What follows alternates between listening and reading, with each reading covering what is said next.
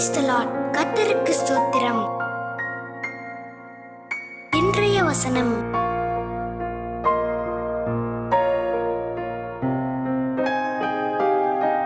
பிலிப்பியர் 2:2 முதல் 4 வசனங்கள்.